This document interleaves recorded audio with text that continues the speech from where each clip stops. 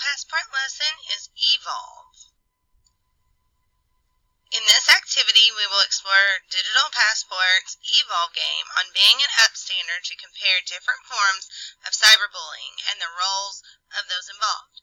I will interpret scenarios that illustrate the importance of empathizing with targets of cyberbullying and identify ways to be an upstander when cyberbullying occurs.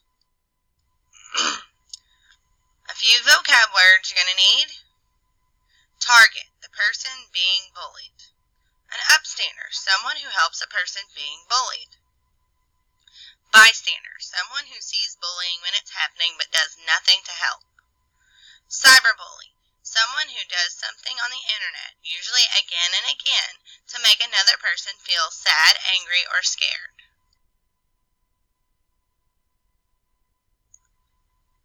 Emma's story, cyberbullied by a best friend.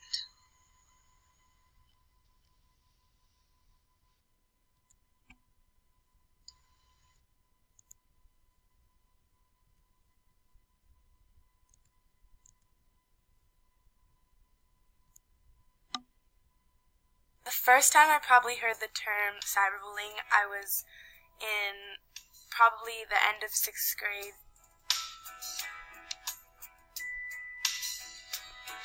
I understood that it was just people being really mean to each other online or over the phone or text messaging. I don't think I thought that it could happen really. It was kind of like an in another world kind of a thing.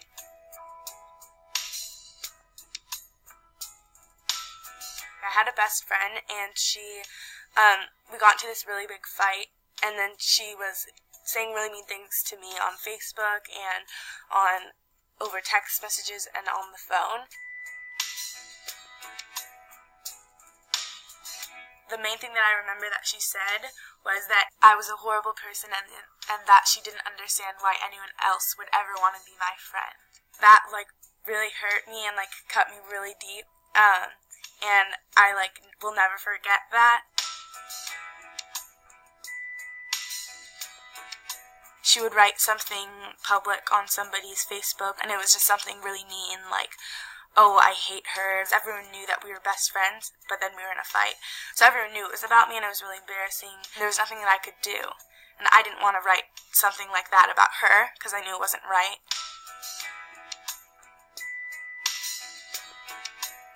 I wouldn't want to tell my mom, but then it got really bad, and I just knew that I needed my mom to help me. So I told my mom, and then she helped me.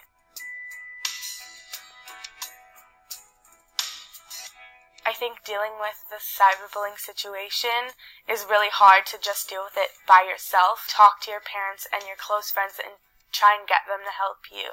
Because the longer that you don't stand up for yourself, the longer the cyberbullying will go on.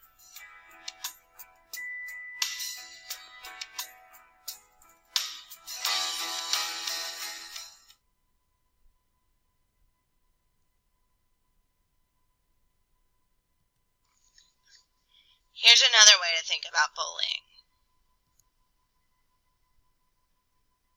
Okay, Lindsay, you're up.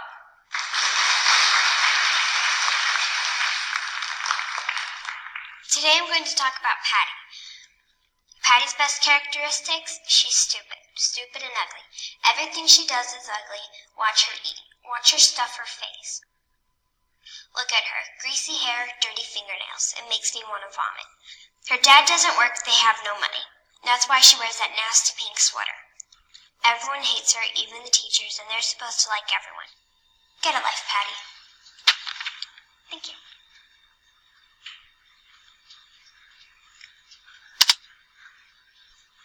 You wouldn't say it in person. Why say it online? Delete cyberbullying. Don't write it.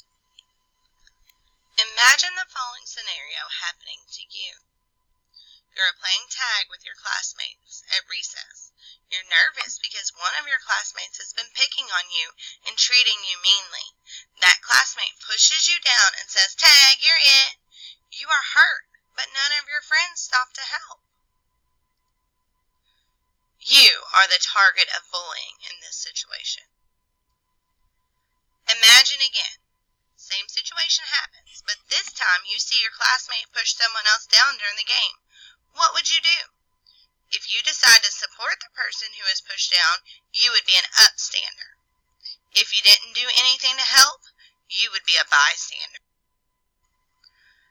Now go play E-volve. Don't forget, resume account with your username and raise your hand once you finish and you have a score so I can write it down.